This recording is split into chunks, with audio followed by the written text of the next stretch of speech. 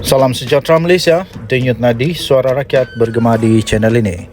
Terima kasih kerana terus bersama dalam channel ini. Bagi anda yang baru bersama-sama dalam channel ini, jangan lupa tekan butang subscribe, like dan share. Sekali lagi, denyut nadi suara rakyat bergema di channel ini. Berita seterusnya.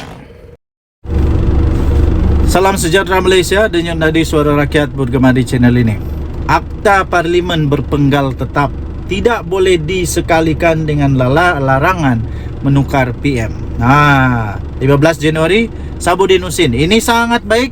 Anda perlu faham, Anda perlu dengar video ini selama mungkin, kerana inilah penerangan paling ringkas tapi paling padat, paling tepat dan paling anda boleh faham dalam masa yang paling singkat. Tak payah nak pergi khusus, anda boleh faham penerangan ini dengan ringkas. Jadi pastikan anda dengar video ini lama-lama, okey? Baik. Apa itu Akta Parlimen berpenggal tetap, Akta Parlimen berpenggal, dan apa yang dikatakan larangan menukar PM. Susulan cadangan peribadi Timbalan Perdana Menteri Ahmad Zahid Hamidi agar digubal satu undang-undang untuk menghalang pertukaran kerajaan selain daripada melalui pilihan raya, dengan tak semena-mena timbul pula cadangan berkaitan dengan Akta Parlimen berpenggal tetap. Daripada reaksi dan komen pelbagai pihak, seolah-olah kedua perkara itu mahu disekalikan pelaksanaannya. Menghalang pertukaran kerajaan atau Perdana Menteri selain melalui pilihan raya atau melakukannya di pertengahan jalan adalah perkara yang berbeza dengan maksud Akta Parlimen berpenggal tetap. Kedua-duanya tidak harus disekalikan atau dicampur adukan menjadi sekali. Akta Parlimen berpenggal tetap ialah supaya Parlimen tidak boleh dibubarkan di pertengahan penggal, dan tarikh pembubaran Parlimen serta hari mengundi hendaklah ditetapkan lebih awal atau sekitar tempoh 5 tahun dari tarikh pilihan raya sebelumnya. Artinya pilihan raya itu mestilah diadakan dalam tempoh 5 tahun dan tiada pembubaran Parlimen dibenarkan di pertengahan penggal. Ini adalah suatu perkara yang baik kerana ia tidak menyusahkan rakyat untuk berdepan lebih daripada satu pilihan raya dalam tempoh 5 tahun. Selain mengelakkan kerajaan yang berkuasa untuk mengumumkan tarikh pembubaran Parlimen secara mengejut sehingga membuatkan ramai yang terkejut. Dengan adanya Akta Parlimen berpenggal tetap, di mana tarikh pilihan raya sudah ditetapkan dan diketahui umum tarikhnya, rakyat boleh bersedia dan tidak perlu kalut dalam soal mengundi. Perkara ini adalah antara topik yang selalu disebut oleh Pakatan Harapan dalam kempen-kempen pilihan raya sebelum ini, dan mereka berjanji untuk menguatkuasakannya jika beroleh kuasa. Tetapi Akta Parlimen berpenggal tetap ini tidak seharusnya menghalang pertukaran kerajaan atau menukar Perdana Menteri di tengah penggal. Yang dihalang dan tidak dibenarkan hanya membubarkan Parlimen dan mengadakan pilihan raya saja.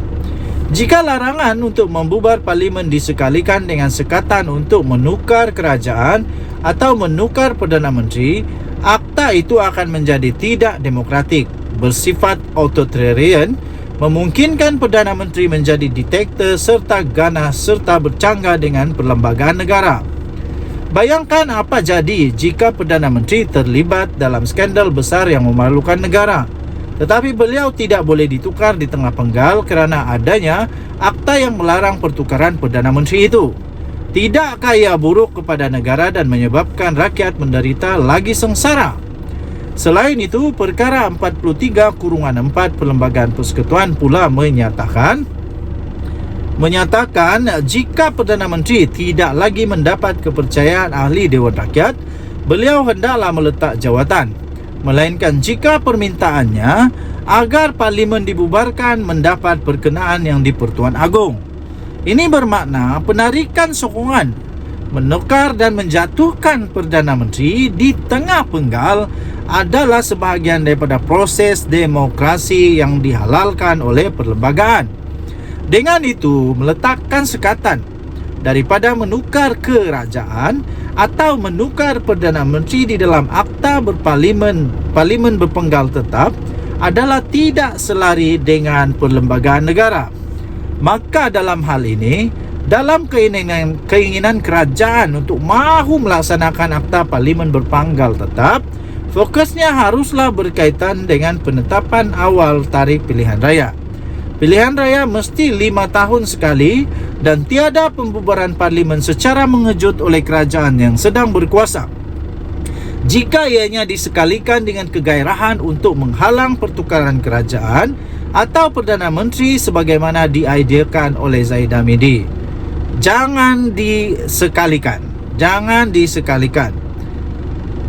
Menukar kerajaan dan menukar Perdana Menteri di tengah penggal hendaklah kekal dibenarkan bagi mengelakkan seseorang Perdana Menteri itu bersikap buruk dan suka hati saja berlagak dengan kuasa yang ada padanya.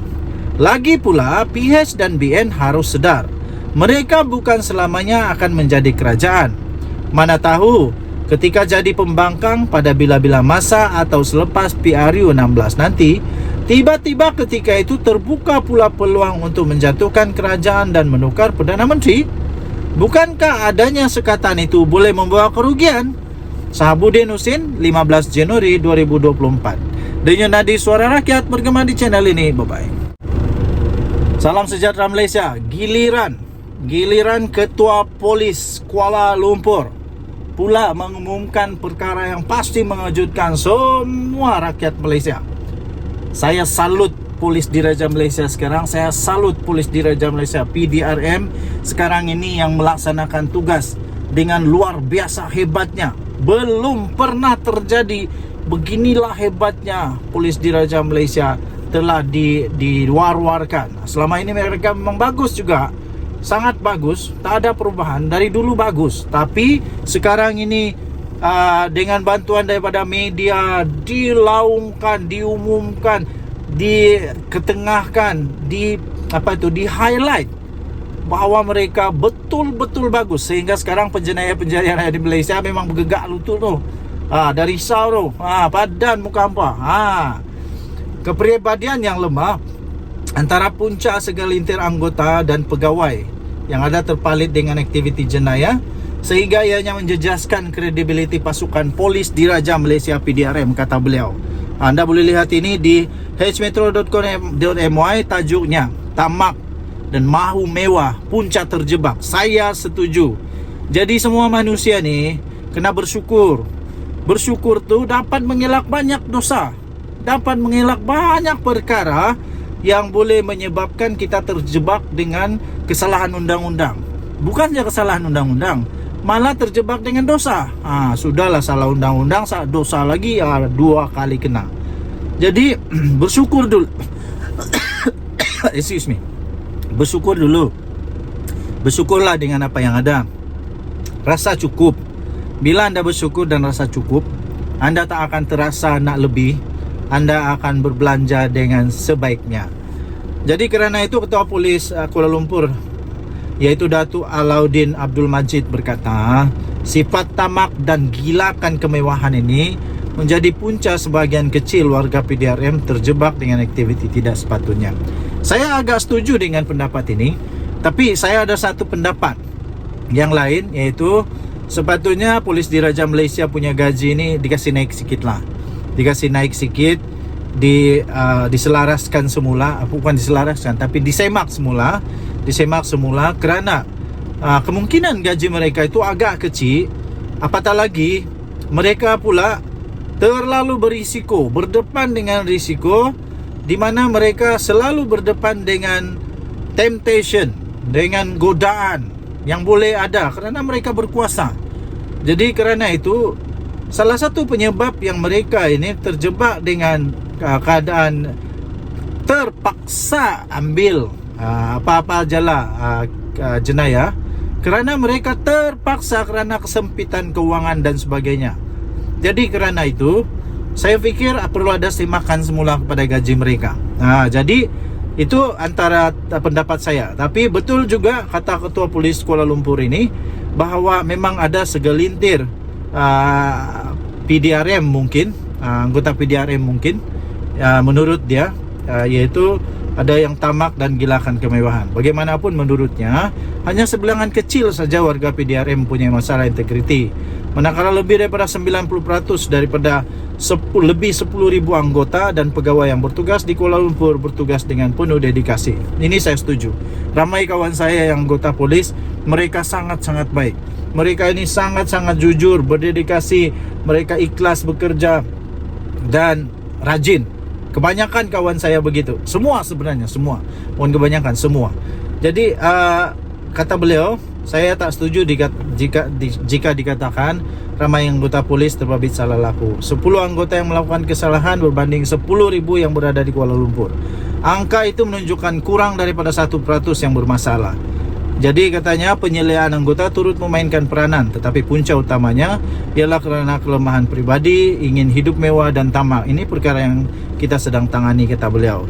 Mereka yang terbabit perlu untuk dilepaskan daripada pasukan ini, dan masyarakat pula perlu menghargai baki mereka yang bekerja keras untuk menjaga kehormatan masyarakat, katanya. Okey, jadi tuan-tuan dan puan-puan, beliau berkata demikian ketika mengulas di mana ada 6 anggota dari sebuah ibu pejabat polis daerah IPD di ibu negara yang ditahan. Beliau berkata kesemua mereka sudah ditahan kerja dan sementara siasatan dilengkapkan. 4 daripada mereka sudah ditahan kerja. Kita sedang tunggu laporan kimia. Jika positif dadah, kita akan hantar kertas siasatan ke Timbalan Pendakwa Raya TPR untuk pertuduhan, katanya. Okey, jadi anda boleh lihat ini di hmetro.com.my untuk mendapatkan berita yang lengkap. 14 Januari 2024. Tajuk dia, tamak mahu mewah punca terjebak, kata Alauddin. Kita jumpa lagi. Bye-bye.